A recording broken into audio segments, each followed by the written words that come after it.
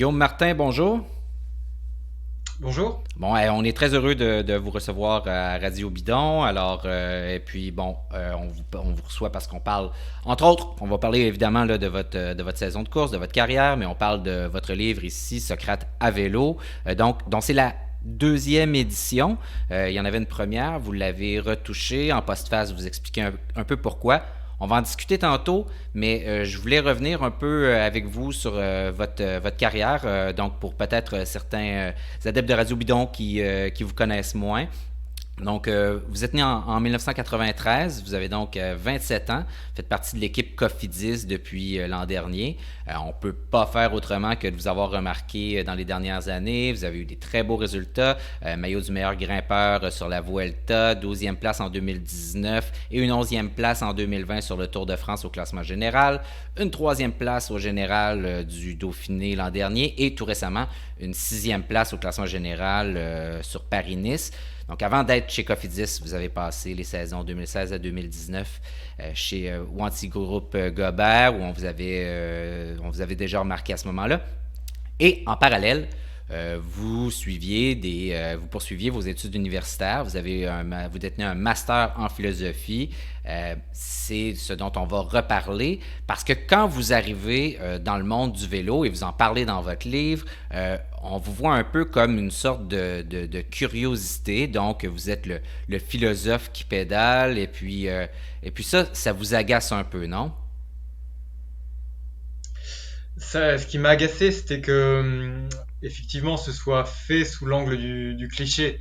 Lors de mon premier tour en 2017, j'avais pas encore eu les différents résultats sportifs que vous avez pu citer, donc j'étais peu connu.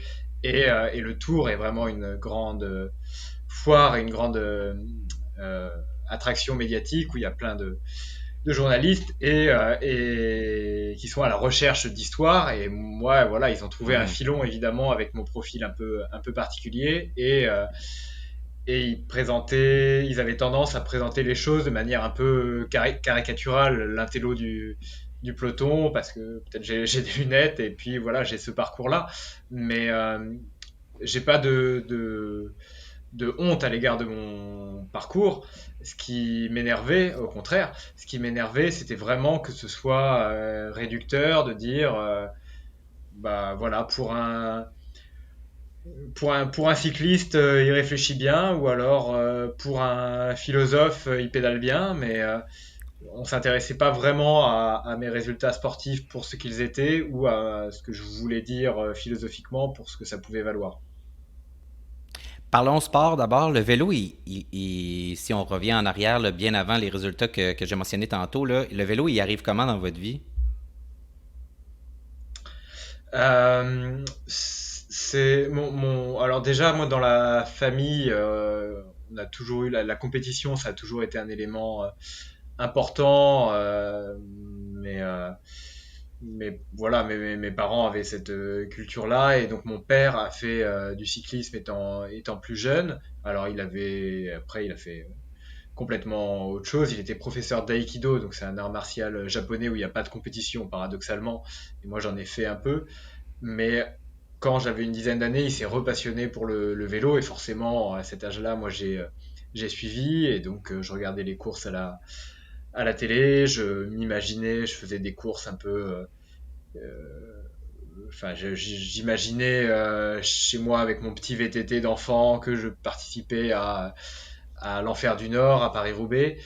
Et, euh, et puis voilà, ça s'est développé progressivement. J'ai pris ma première licence à 12-13 ans et puis ensuite, peu à peu, j'ai obtenu de plus en plus de résultats et ça m'a permis de gravir les échelons. Mais ce qui est à la base de ça, c'est vraiment l'instinct de compétition et ce qui était une culture familiale. Et les lettres, la philosophie, tout ça, c'était dans la culture familiale aussi? Indirectement, oui, la philosophie, non, pas du tout. Enfin, mon père, pour le coup, avait arrêté l'école à 13-14 ans, donc il n'avait jamais fait de philosophie. Et ma mère avait à peine été à l'université, mais par contre, elle faisait, enfin, sa carrière, c'était d'être comédienne et metteuse en scène. Donc, elle était dans le théâtre. Donc, disons qu'il y avait une dimension littéraire. Alors après, la philosophie, c'est complètement différent, hein, mais il y avait un univers peut-être un peu intellectuel aussi dans l'univers familial. Et il se fait à quel moment le déclic, le moment où vous découvrez un intérêt pour la philo? Ça a été progressif, mais je dirais que le moment marquant pour moi, ça a été donc après le bac, donc après le parcours secondaire en France à 18 ans, j'ai fait une année, c'était en France, on appelle ça une école préparatoire aux grandes écoles, c'est pour préparer des concours et ça reste assez généraliste. Et là, j'ai eu un professeur de philosophie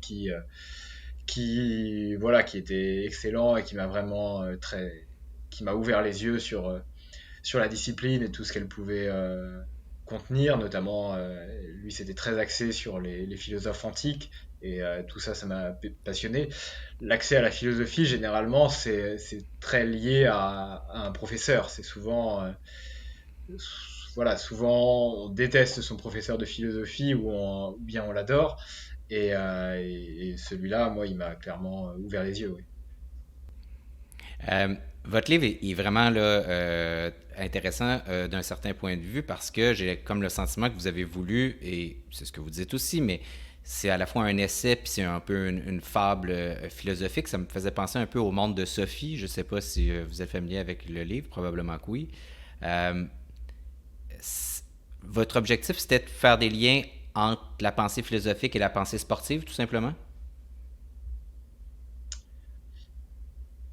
Oui, c'est ça. Alors, je crois que j'avais lu Le Monde de Sophie étant très très jeune, et donc c'est sûr que mon livre a un côté vulgarisation et ça je le revendique. C'est l'ambition, c'était vraiment de réunir aussi deux univers qui n'ont pas l'habitude justement de communiquer, donc de parler de cyclisme et de sport à un public Mhm. littéraire ou intellectuel qui le connaît mal, et puis parler de philosophie à un public de sportifs qui est aussi peut-être pas accoutumé. Donc c'était réellement unir ces deux univers en apparence éloignés qui m'intéressaient, et tout ça je l'ai fait de manière ludique, enfin, ce Tour de France des philosophes, donc ce Tour de France où ce sont des équipes, un retour à des équipes nationales dont les athlètes sont des philosophes, ça a été le prétexte un peu humoristique aussi pour moi pour, euh, pour faire ce lien entre ces deux mondes. Mais il y a vraiment des trucs où vous utilisez, par exemple, certaines tactiques sportives que vous utilisez comme un exemple, par exemple, pour illustrer une certaine pensée philosophique, des choses qui se produisent pendant une course. Et puis là, on a vraiment l'impression que ce que vous dites là-dedans, c'est finalement, le sport et la philo sont pas aussi éloignés qu'on voudrait bien le croire. Bah, par rapport à ça, enfin, déjà la philosophie c'est une discipline très large et qui peut parler de tout.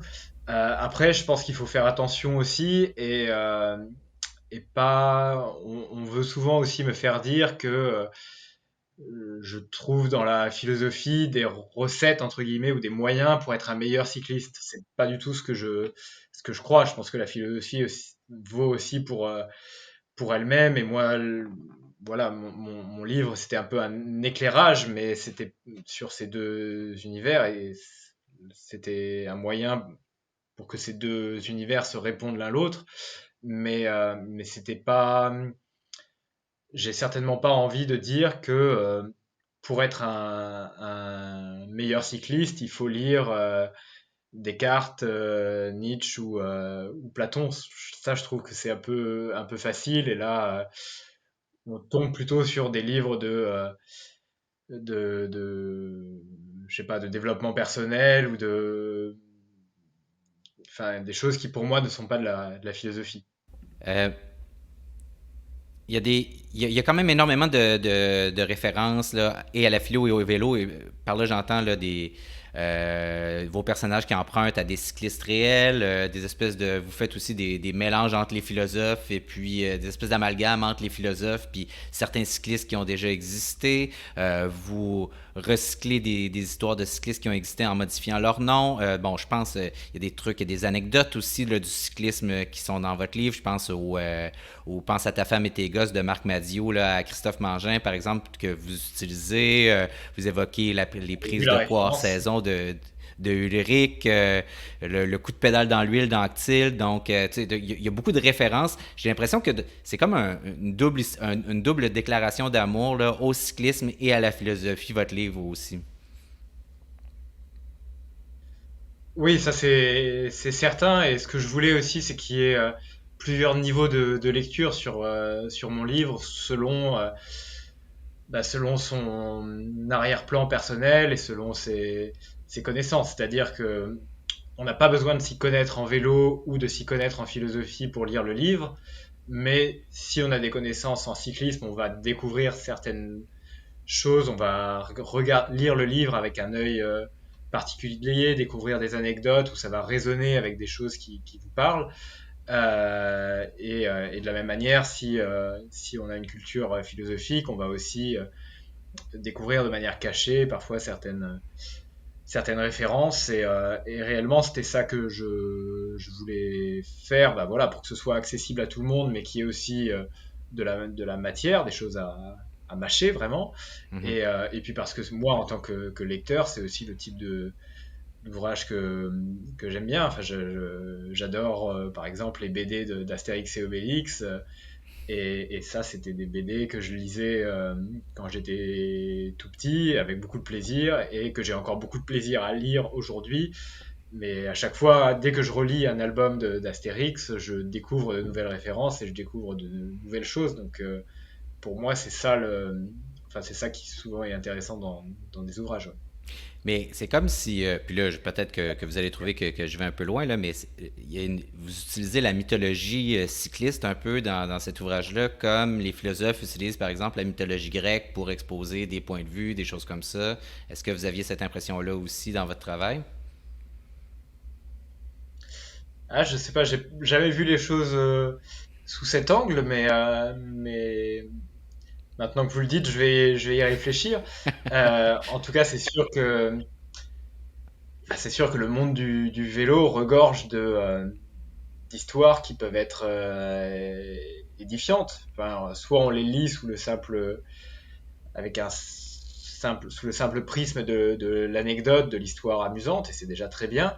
Mais soit aussi on peut voilà, construire dessus et développer des théories à partir de ça. Enfin, et c'est vrai que vous avez fait référence à ce passage où donc il y a enfin qui fait référence à cette étape du Tour où Marc Madiot dans la voiture crie à l'oreillette à Christophe Mangin de pas se retourner, de pas se retourner parce qu'il a le peloton à ses trousses et qu'il va résister, il est tout seul à essayer de résister. Euh, Mhm. ça me fait penser aussi, et d'ailleurs je crois que je fais la référence à Orphée et Eurydice qui sont en train chez les Grecs d'échapper aux enfers et qui ne doivent surtout pas tourner le regard en arrière vers Ouais. les enfers. Donc on peut faire des liens, oui. Oui, c'est super intéressant, c'est un bon parallèle, effectivement.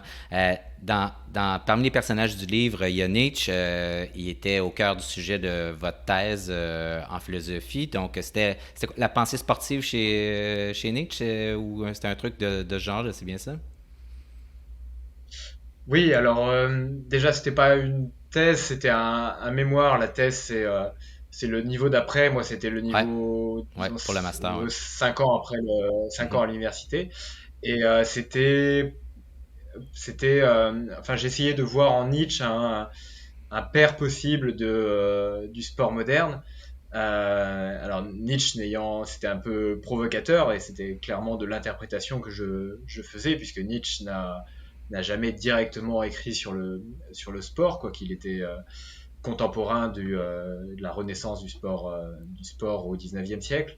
Mais par contre, il fait beaucoup de références au sport. Il a fait quelques écrits sur il a produit quelques écrits sur le sport chez les Grecs. Et, et surtout dans sa philosophie, on peut retrouver pas mal d'éléments bah, qui, pour un sportif, résonnent avec notre vécu. Ouais.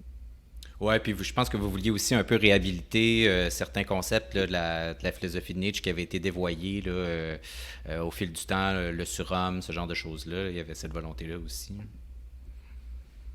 Ouais, tout à fait. Bah, c'était vraiment dans mon mémoire, c'était vraiment l'ambition de réinterpréter le sport, c'est-à-dire la thèse de mon travail, c'était de dire que le sport moderne serait mal né, que l'idéologie olympique, celle construite par Pierre de Coubertin notamment, l'idéologie du fair play, de l'entraide, où l'important c'est de participer, tout ça c'est en désaccord profond avec ce que vivent les sportifs. En tout cas, moi c'est pas ça qui me motive. Pour moi, l'important c'est de gagner, c'est pas de participer. Et ça, j'ai pas honte de le dire. Et je crois que tous mes collègues sportifs sont dans le même état d'esprit et il faut pas en avoir honte.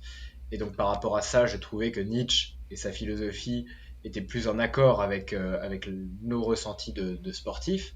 Et puis au passage, effectivement, j'avais aussi envie de plus frontalement de repenser, enfin ou en tout cas de mettre en garde contre certaines mésinterprétations de l'œuvre de Nietzsche en elle-même. On avait parlé le concept de surhumain. Enfin, il y a eu beaucoup de parallèles qu'on a pu faire entre l'œuvre de Nietzsche et puis la pensée nazie, par exemple. Mhm. On l'a accusé d'eugénisme et tout ça, ça naît de mauvaises interprétations. Et donc mon envie, c'était aussi de vraiment clarifier les choses sur ce point-là. Le personnage de Nietzsche qui est là dans votre roman, qui est pas dans votre roman, mais dans votre, on peut dire, je dis que c'est un peu un essai, un peu une fable. Est-ce que ça vous va comme manière de le décrire? Oui, c'est un peu compliqué à classer. En France, en tout cas, il est classé dans les librairies, c'est dans la partie philosophie, donc plutôt essai. Mais pour moi, dans mon esprit, c'est tout autant un roman, vraiment, oui. Donc, euh, donc C'est un peu Fable, tout ça en même temps. peut-être qu'on Ouais. peut-être que Fable, on joue les deux, ouais. Donc, je disais, le personnage de Nietzsche est là. C'est un personnage qui aime les échappées, qui a beaucoup de panache comme cycliste. Comme vous d'ailleurs, vous êtes un cycliste qui aime l'action. Je pense que vous êtes pas reconnu pour votre attentisme particulièrement. Est-ce que vous vous identifiez à ce personnage-là dans votre livre? Bah, vous avez compris que j'ai une tendresse particulière, en tout cas, pour Nietzsche et pour sa philosophie. Et dans ce livre aussi, vraiment, alors, je me suis intéressé aux pensées de ces grands philosophes, mais je me suis aussi intéressé à leur vie. Pour moi, tout ça, c'est la, oui, les vies, les biographies des auteurs, c'est tout aussi important et révélateur que leurs écrits. Et donc oui, Nietzsche. Donc c'est pour ça que donc oui, Nietzsche dans son tempérament un peu fougueux, offensif, c'est vrai que je l'imaginais évidemment comme un coureur attaquant. Et donc je peux tracer des parallèles évidemment avec ma manière d'aborder le sport. Et effectivement, pour moi, en tout cas, ce qui me motive quand je fais du vélo, c'est là où je prends le plus de plaisir, c'est quand je suis offensif, quand j'attaque. Après, je pense qu'il y a un peu de moi dans tous les personnages de, de ce Tour de France des philosophes. J'ai mis aussi des anecdotes personnelles dans les histoires de Socrate, de Platon. Donc c'est réducteur de dire que moi, dans l'histoire, je serais Nietzsche. Oui, il y a beaucoup de points communs et moi j'ai une tendresse particulière pour ce personnage et de la même manière que j'ai une tendresse pour le philosophe historique, mais, euh, mais je me suis mis un petit peu partout aussi. Ouais. OK. Est-ce que, puis j'abordais la question là, d'un cyclisme plus offensif parce que je me demandais si vous avez la sensation que, et c'est une des choses dont on parle beaucoup, et j'ai l'impression qu'on en parle dans le vélo presque à chaque année, le retour justement à un cyclisme un peu plus offensif. Bon, ben il y a des gens comme vous, comme Julien Alaphilippe, mais même quand on est rendu que Dave Brailsford dit qu'il veut que Ineos devienne une équipe un peu plus agressive et que on sent que ça se voit un peu quand même. On pense à ce que Yates a fait récemment autour de Catalogne, quand il est parti. Après ça, bon, ils ont contrôlé la course, etc. Mais est-ce que vous avez la sensation qu'il y a ce mouvement-là dans le vélo en ce moment pour justement quelque chose, un vélo un peu plus spectaculaire? Bah, en tout cas, je pense que c'est sûr que c'est ça qui, enfin, nous, tous les acteurs, tous les cyclistes, c'est ça qui nous motive et c'est là où on prend le plus de plaisir. C'est quand c'est des courses débridées et quand on gagne avec la manière, quand il y a du mouvement. Après, il faut pas oublier que c'est pas l'important, c'est de gagner, c'est pas de participer. Et donc le panache, vous savez, qui est une valeur importante en France en tout cas. En France, il y a un peu cette image du perdant magnifique qui a passé toute la journée à l'avant, par exemple, échappé, et puis qui se fait rattraper à 2 kilomètres. Enfin, pour moi, c'est pas du tout non plus ça le modèle à suivre. Pour moi, l'important, c'est vraiment de gagner avant tout. Et, euh, et donc, ça dépend. Enfin, disons que j'irai pas attaquer simplement pour faire le show. Par contre, je pense que souvent, pour gagner, il faut attaquer. Si on se contente de suivre, de rester dans la roue des autres, on fera au mieux deuxième. Donc voilà, après, il y a toute une réflexion à mener sur c'est de manière tout à fait pratique sur ce qu'il faut faire pour rendre les courses plus attractives et pour faire en sorte qu'il y ait plus d'action. Et ça, c'est pas les cyclistes qui doivent prendre les décisions, c'est les instances décisionnelles, l'UCI, l'Union cycliste internationale, qui peut, vous savez que les grands tours, le Tour de France a réduit son nombre de coureurs depuis quelques années. Maintenant, il n'y a plus que 8 coureurs au lieu de 9 auparavant. Moi, je serais plutôt favorable au fait de réduire encore le nombre de coureurs par équipe au départ de ces grandes courses, de sorte à ce qu'il y ait moins d'équipiers et donc plus de mouvements et que la course soit moins contrôlée. Ouais. Alors les Ouais, il y a leaders se retrouvent plus rapidement isolés. plusieurs choses très concrètes comme ça à mettre en place. On parle des oreillettes, c'est un des éléments aussi pour faire en sorte que la course puisse être plus débridée. Mais le coureur lui-même, lui, son devoir avant tout, c'est de gagner. Ouais.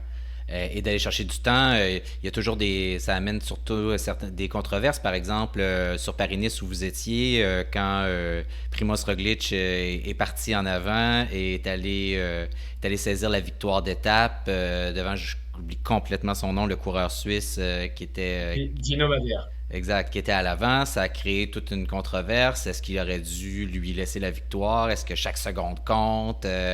Votre avis, est-ce qu'il a bien fait à sa place? Est-ce que vous auriez fait la même chose? Pour moi, justement, là, il n'y a pas du tout de polémique. Enfin, ils appartiennent à des équipes différentes. Roglic est dans une situation où il peut gagner. Alors, c'est très triste pour l'autre coureur, Gino Madère, qui a passé la journée à l'avant et qui se fait rattraper à 15 mètres de la ligne. Mais, euh, mais c'est le sport. Enfin, Primoz Roglic au contraire, moi je trouve qu'il a respecté la course et l'essence du sport. Et d'ailleurs, je crois que Gino Madère, lui, a aucun ressentiment par rapport à ça et il a tout à fait convenu que voilà, c'était la course qui imposait cela. Et, euh, et d'ailleurs, effectivement, c'est vrai que chaque seconde compte aussi, puisque le lendemain, on a bien vu que Roglic a perdu la course et que Ouais. peut-être que s'il avait eu encore un peu plus d'avance, il aurait pu courir différemment et gagner Paris-Nice. Donc non, non, à ce niveau-là, il y a pas de cadeau et pour moi, c'est tout à fait normal. Ouais. Ouais, ça y aurait pris plus que 3 ou 4 secondes de plus, je pense, par exemple, pour remporter Ouais. l'étape, pour remporter la course, c'est-à-dire. Euh, Là, je crois que vous vous alignez sur les classiques ardennaises, c'est bien ça? Oui. Et ensuite, qu'est-ce qui vous attend? Alors déjà la semaine prochaine en fait, je serai sur le Tour du Pays Basque et puis j'enchaînerai effectivement avec les trois classiques Mhm. ardennaises, l'Amstel Gold Race, la Flèche Wallonne et puis Liège-Bastogne-Liège. Je ferai une coupure ensuite, un stage en altitude assez long en mai avant de faire le Dauphiné puis le Tour. Autour, vos performances semblent s'améliorer chaque année ou presque. Vous êtes à la porte d'un top 10 du classement général. Qu'est-ce que vous aimeriez le mieux autour cette année? C'est un top 10 ou une victoire d'étape? Ah, c'est toujours une question difficile parce que ça impose de courir différemment De et sacrifier si on l'un se pour met en l'autre? tête Ouais.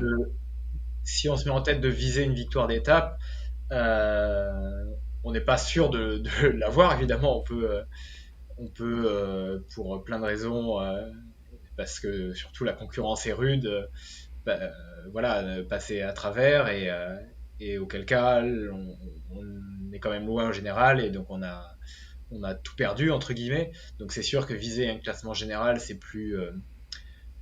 peut-être moins risqué, mais c'est aussi peut-être moins de plaisir. Moi, ça fait plusieurs années que je vise le classement général sur le tour. Et l'an dernier, par exemple, sur la Vuelta, j'ai couru de manière totalement différente en visant les étapes et puis le maillot à poids. Et Que pour vous le avez coup, j'ai pris beaucoup de remporté avec plaisir à aller une très grande dans les avance. remporter, effectivement.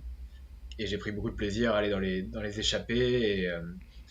Et donc, après, je pense pas que là, au 31 mars, j'ai besoin de décider. Je pense que c'est aussi la course qui peut décider pour moi en fonction de ce qui se passe la première semaine, en fonction de mes sensations à ce moment-là, de comment j'aborde la course, de ce que sera la suite aussi, parce après le tour, il y a les Jeux Olympiques cette année, et moi j'ambitionne d'être dans la sélection française, et peut-être que si je vais aux Jeux Olympiques, je, voilà, j'attaquerai le tour avec une approche différente, peut-être moins concentrée sur le général. Enfin voilà, aujourd'hui, il y a plein de paramètres qui peuvent rentrer en compte. D'accord. Mais on vous souhaite à ce moment-là d'avoir les résultats que vous souhaiterez à ce moment-là. Donc, évidemment, vous ne dévoilerez pas votre jeu tout de suite. Puis, bon, ben, d'avoir un excellent Tour du Pays Basque pour commencer, et puis des belles classiques ardennaises. Elles sont difficiles. J'ai vu les premières fois que vous les avez faites, je pense que ça avait fait très mal. Je regardais vos résultats les premières fois où vous avez fait les Ardennaises, ça avait fait très mal. Vous avez fait Milan-San Remo pour la première fois cette année, je crois. Euh, et vous avez dit que vous avez eu un peu de difficulté à vous placer au bas du Poggio. C'était comment Milan-San Remo? Bah, tout ça, c'est des courses très particulières où il faut vraiment avoir de l'expérience pour bien performer. Alors pour les Ardennaises, sur mes premières années, c'était un peu particulier puisque à chaque fois, en fait, je revenais de blessures, enfin, notamment la première année, j'avais été opéré en fait du genou 2 mois avant, donc j'étais vraiment pas dans une forme optimale. La deuxième année, j'avais eu des problèmes aussi, donc je l'avais pas abordé dans les meilleures conditions et j'ai vu que j'ai progressé d'année en année et pour me rapprocher notamment sur Liège-Bastogne-Liège à chaque fois des toutes premières places. Mhm. Et donc Milan-San Remo, bah, je pense que ce serait un peu pareil. Il m'a fallu une première fois pour voir ce que c'était et je pense que si je devais revenir sur cette course, je l'aborderais différemment et surtout j'aborderais le final différemment. Là cette année, j'ai vraiment fait des erreurs de placement entre la Cipressa et le Poggio. Enfin, j'ai pas vu que ça allait aussi vite et que aussi vite on était au pied du Poggio et donc j'ai abordé je pense la montée peut-être en centième position et sur une montée comme ça c'est impitoyable, enfin on peut pas remonter. Ceci étant, voilà, j'étais content de découvrir ce monument et voilà, c'était une course spéciale très longue, mais finalement assez facile. 300 km, mais très plat. Donc, c'est vrai que j'ai fini la course assez frais en ayant l'impression que ça n'avait pas commencé. Enfin, c'était un peu bizarre, mais c'était une expérience, on va dire. Pour le téléspectateur, on dit souvent que c'est la course la plus ennuyeuse avec le finish le plus excitant. Pour le coureur, c'est comme ça aussi. C'est ça que vous semblez être en train de dire. Bah, c'est sûr qu'il se passe rien du tout au début. Alors après, en fait, comme c'est tout plat, ça va assez vite, hein, rouler à 45 de moyenne, 45 km/h de moyenne, et puis on a le temps de discuter, donc ça m'a pas paru interminable par rapport à d'autres courses. Vraiment, ça défile. Et puis par contre, c'est sûr que c'est très... Ça, je pense qu'à la télé, on s'en rend pas forcément compte, mais c'est très dangereux quand même à l'approche de la Cipressa, et puis dans une moindre mesure à l'approche du Poggio. Donc c'est vraiment une course de placement. Et puis là, on se retrouve vraiment avec des sprinteurs, avec les coureurs aussi des Flandriennes qui frottent beaucoup, comme on dit. Mhm. Donc voilà, il y a cette excitation et cet énervement du peloton dans le final qui fait que c'est très, très spécial. Et puis effectivement, tout se joue en quelques secondes sur, voilà, il y a un trou, il faut en profiter pour remonter, pour se replacer, ou dans le final. Donc ça, moi, j'étais pas assez bien placé pour le faire, mais l'attaque qui doit se faire au bon moment, au moment opportun ou pas, ce que a fait Stuyven cette année. Donc oui, c'est une course très spéciale et très différente des autres monuments, et notamment de Liège-Bastogne-Liège. Guillaume Martin, je prends pas plus de votre temps. Merci encore. Je vous souhaite une belle fin de saison. En fait, c'est à peine si elle est commencée, mais je vous souhaite quand même d'en avoir une très belle, de continuer votre progression. On vous surveille. Vous êtes un coureur très excitant et très enthousiasmant à regarder courir. Donc, on souhaite que vous continuiez de cette même manière. Et puis, on peut se procurer cette deuxième édition, donc une édition augmentée, un peu modifiée de Socrate à vélo chez Grasset. Donc, ceux et celles que ça peut intéresser, de faire des liens entre cyclisme et philosophie. Merci Guillaume Martin. Merci à vous. Au plaisir.